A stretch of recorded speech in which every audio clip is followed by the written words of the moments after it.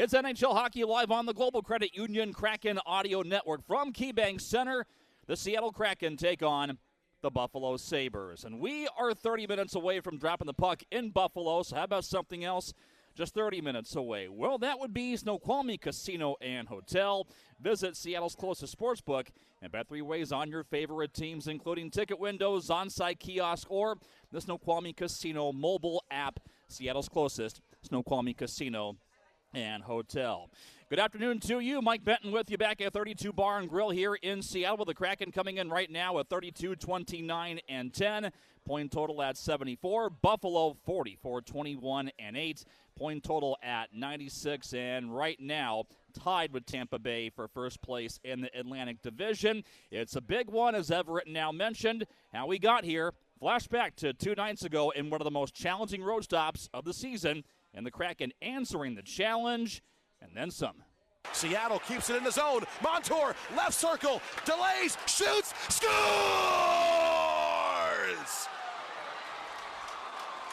Brandon Montour, the hero in Tampa. It's a 4-3 Kraken win in overtime.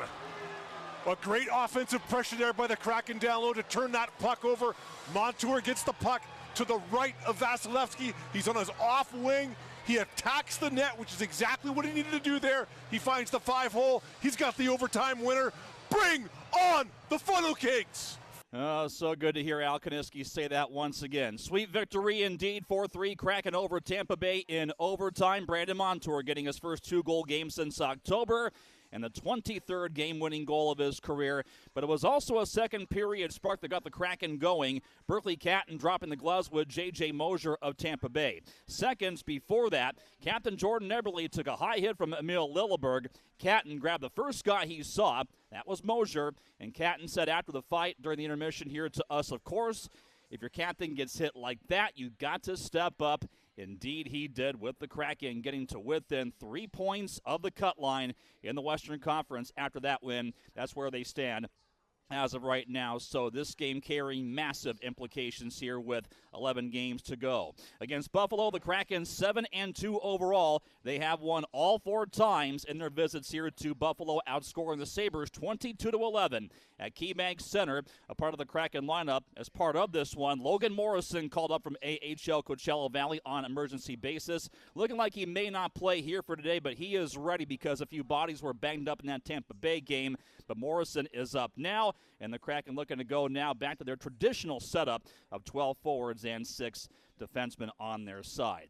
Kraken storylines first up again with Jared McCann. He is back in the lineup. He was last seen 1 week ago, pulled before the game against Columbus with a lower body injury, and back now during a tough injury-riddled season with 22 points in just 27 games. And today looking like he'll play with Oscar Fisker-Molgaard at center and Shane Wright as well on the wing. Here's McCann telling the media this morning on what he's learned while watching the game from way up top. Game looks a lot easier when you're watching it from the press box for sure, but I find that we've been doing it, especially last game, like we creating so much more offensively. We've our D are up in the play, making good tape-to-tape passes. The execution's been great, so we just got to keep that going. And by his admission, execution is easier said than done. And McCann had one observation on the standard set at this time of year. It is tough, obviously, especially when you're not practicing a lot. To kind of stick with it, mentally it's kind of draining. But it's those teams that are able to execute every single night are the ones that are at the top of the league, right? So a new adventure here from McCann that's coming, playing with Oscar Fisker-Molgaard in the middle. And he told the media that Fisker-Molgaard, from first glance, has plenty of potential ahead as far as those two as line mates. Obviously, I haven't been able to spend too much time around him as a person, but from watching him play, he's fast. He makes good plays with the puck. You can tell he's committed defensively as well, which is nice. Second storyline, Bobby McMann and his impact. 9 points in 7 games since the trade. He's got goals also in back-to-back games. And one more point today will mark the best start in Kraken history for a player reaching 10 points, topping Matty Beniers and Jared McCann. Those two, 10 points in their first 11 games. Final storyline, Philip Grubauer in net. First set of back-to-back starts since January 21st and 23rd. career against the Sabres. Very good numbers at 8-1-2 in 13 games with a .944 save percentage. Our look at the Sabres after this. You're listening to the Global Credit Union Kraken Audio Network. Anders, thank you. Back now with Kraken head coach Lane Lambert in Winnipeg. And Lane, first off, with 7 games left in the regular season, sometimes it's said that confidence feeds execution and vice versa. So as a coach, how does perspective of this time of year help this team navigate high stakes? Well, there's no question that confidence, leads to execution and vice versa. And right now, we're having a little bit of trouble. Certainly with our confidence level, which is leading to at times some poor execution. At the end of the day, and I've talked about it all throughout this stretch. We have to reset and look forward, don't look in the past, and that's the focus for tonight against the Winnipeg Jets. Numbers have been very good for Kaapo Kakko since the Olympic break, and over the last 9 road games, he's got 9 points in that stretch. We've talked a lot about Bobby McMahon as far as his contributions, but what has Kaapo Kakko applied to his game most on a consistent basis recently? Well, I think it's just a matter of him being in and around the net. He's doing a good job from that standpoint. He's protecting pucks down low.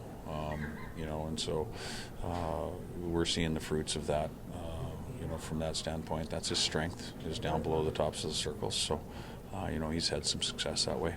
Talking to the concept here of face-offs and how the play begins at the face-off circle, we've seen a guy like, for instance, Matty Beniers, and he had a 10 of 18 night in just the last couple of nights ago, and the numbers have gone up for him every year in this category. So as far as you as a coach through a 1-year lens with him, what's gone into the part of his craft that's helped make him better at that area? Chris Taylor. That's one of the reasons we hired Chris Taylor, is because we don't feel like our team is good enough in the face-off circle, or was good enough in the face-off circle. I think we've had some improvements in the face-off circle throughout the year. Obviously Chandler Stevenson takes, I don't have the exact stat, but I'll guarantee you he's in the top 1, 2, or 3 in face-offs in the defensive zone in starts. We need to have more guys that can be trusted in the defensive zone in the face-off circle, so that, Chandler isn't starting all the time in the defensive zone. That way would lead to a little bit more offensive production from him. But certainly Chris Taylor has worked with all our guys, and I think our face-offs are improving. Emotionally and technically, what's it meant to get Ryan Winterton back in this mix now? It means a lot.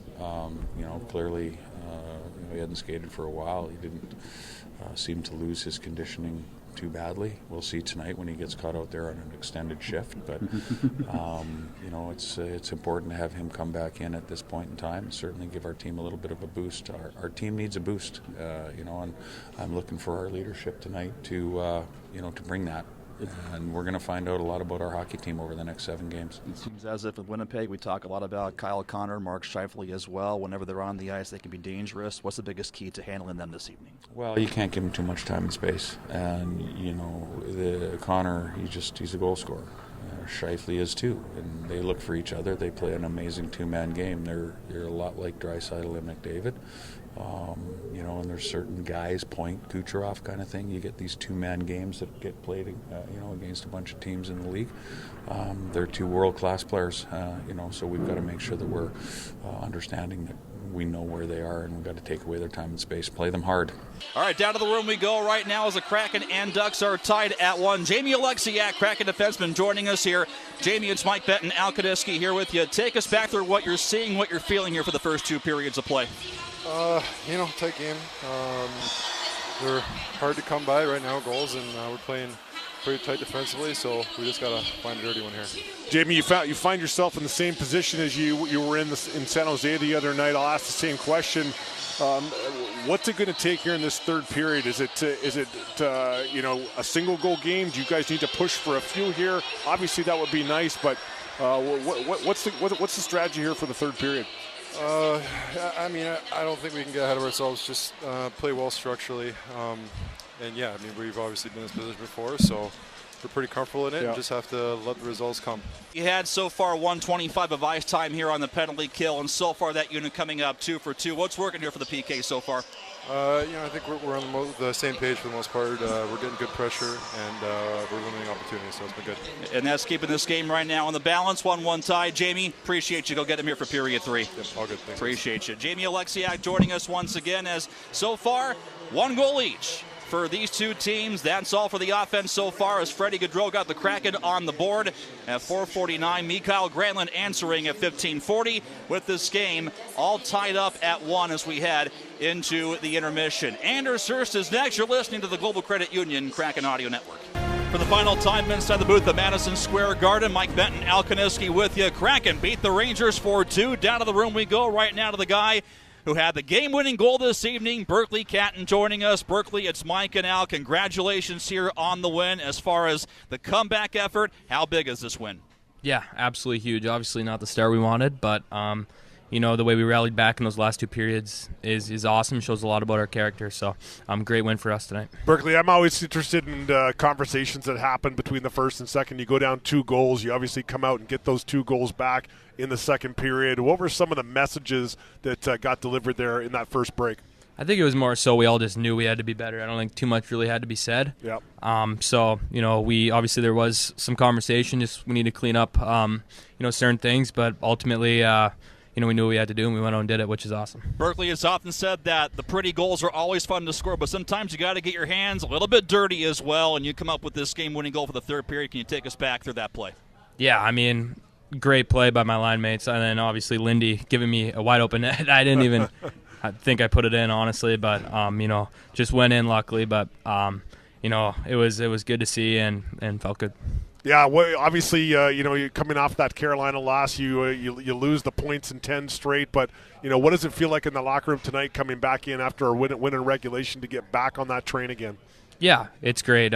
Winning is a lot more fun, so it's always nice, when you can come in here and get a win, especially when it's a comeback win like that and rallying together. It's great. It's great for our team. It's awesome. Berkly, 1 year removed from playing in the Western Hockey League, what does it mean to play and then thrive under the bright lights here in a building like this?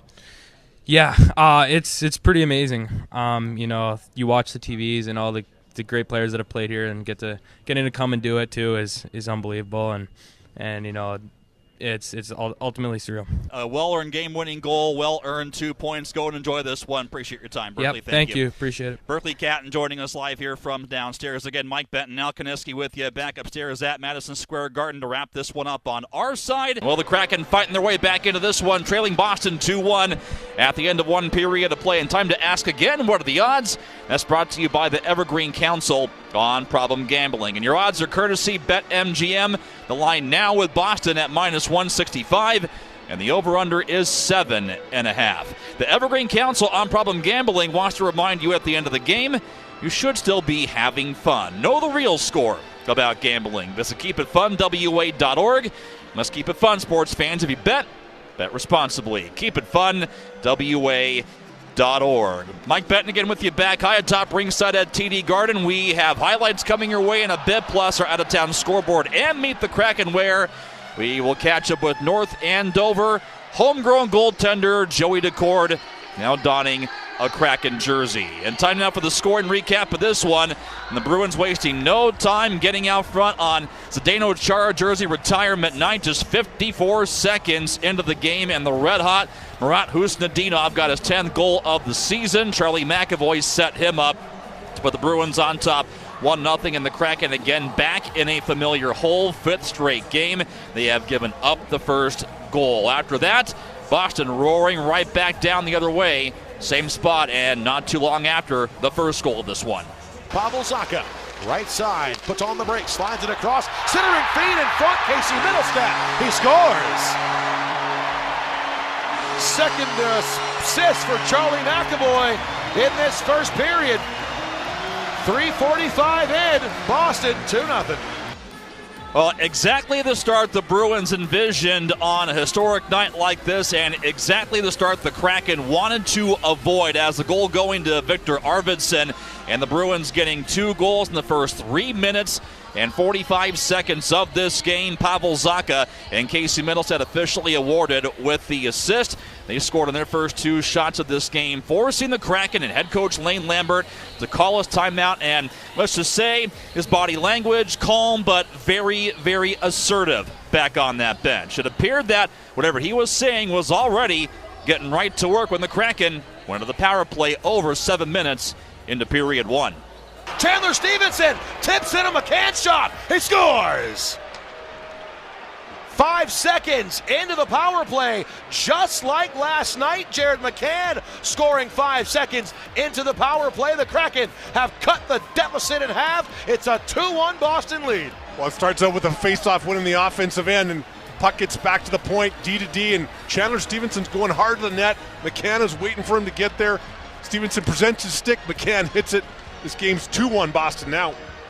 So you talk about deja vu, just like last night at New Jersey, the Kraken wasting no time on a power play, immediately capitalizing off a face-off win, and that set up Chandler Stevenson's 12th goal of the season, coming at 7:29. Jared McCann and Vince Dunn with the assist, and McCann now, by the way, riding a run of points in 3 consecutive games, and then turning a period where the Kraken spent a lot of time as well back in the offensive zone. So after that timeout and the reset, it began to do some wonders for them, and they're right back in this one, trailing Boston 2-1 at the end of 1 period of play here at TD Garden. Our conversation with Joey Daccord comes up after this. This is the Global Credit Union Kraken Audio Network. Mike Benton with you back by the Coors Light Landing in Section 20. Want to remind you, hey fans, stay up to date on all things Kraken by heading to NHL.com/Kraken to get the latest updates and as well and team news as the team makes a push for the postseason.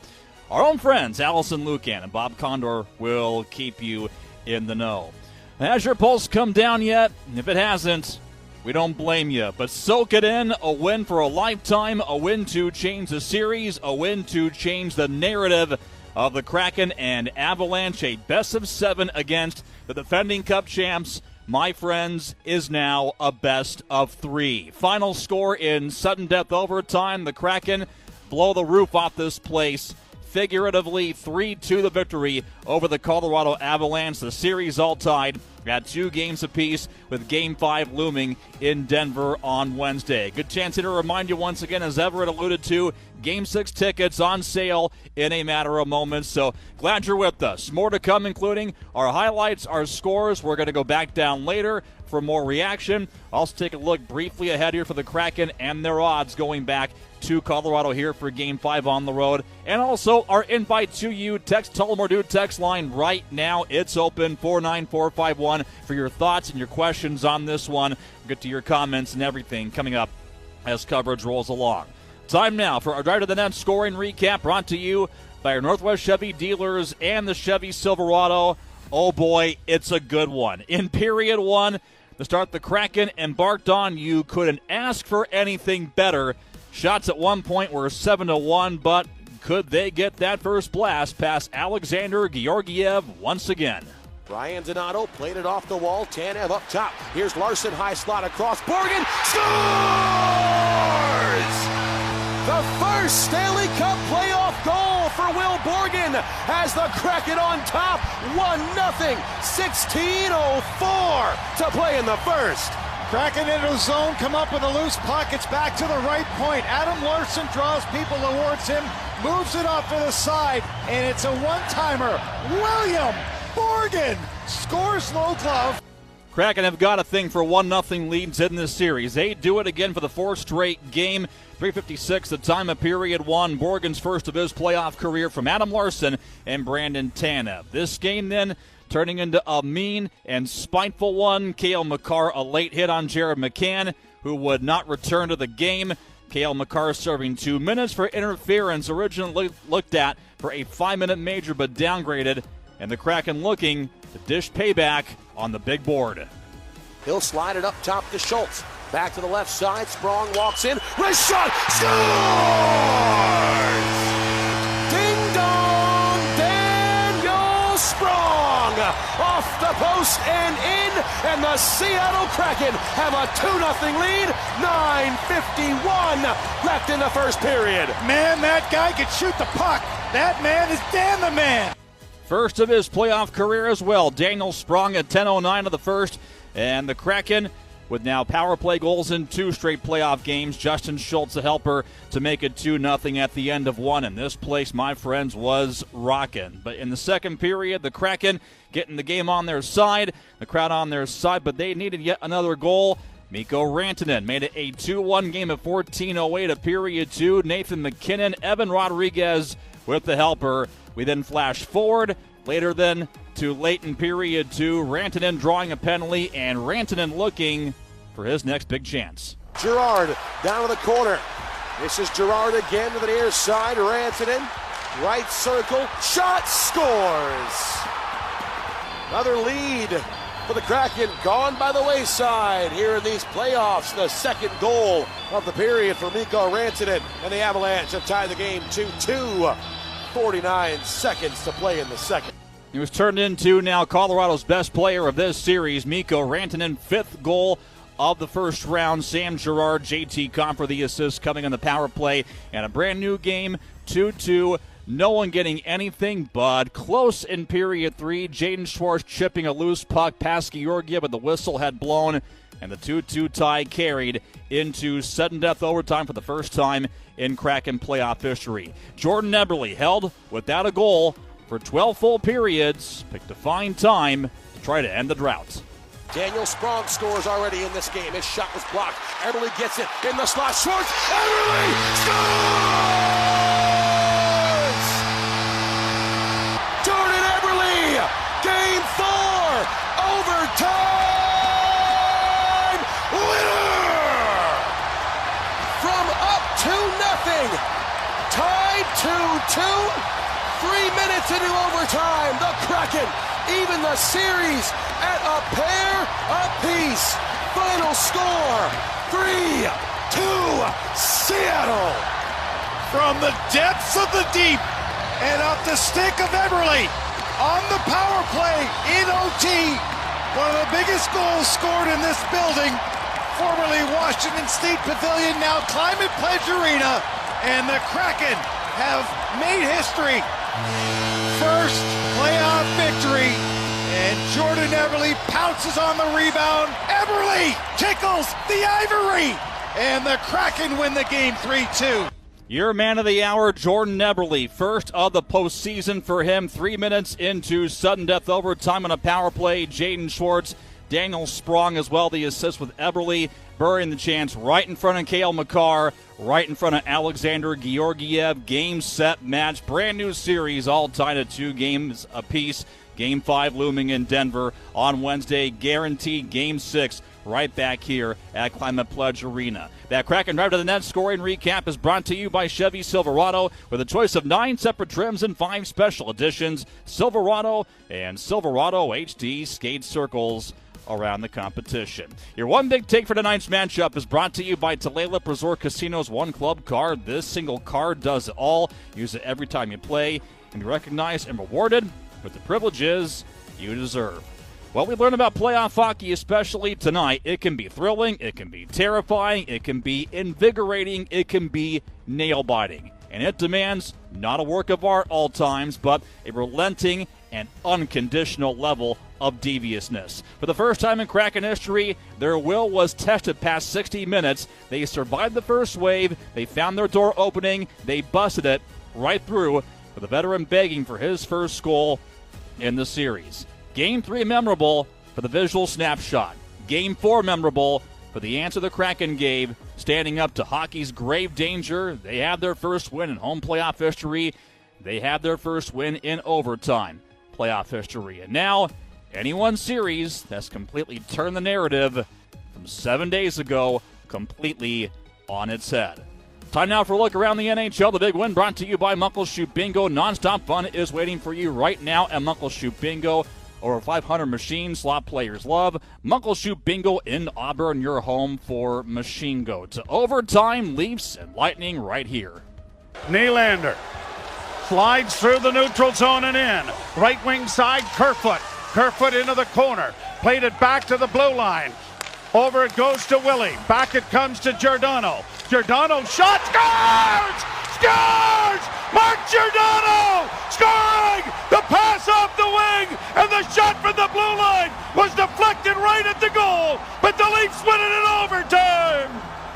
An old friend helping out on that one. It would go to Alex Kerfoot for the winner. 5-4 Maple Leafs over the Lightning in Toronto as Tampa on the ropes up 3-1. That call from Joe Bowen, Leafs Radio Network. Back after this, final score here in sudden death overtime. Kraken 3, Avalanche 2. Series all tied 2 games apiece. You're listening to Kraken Hockey on Sports Radio 93.3 KJR FM and the Kraken Audio Network.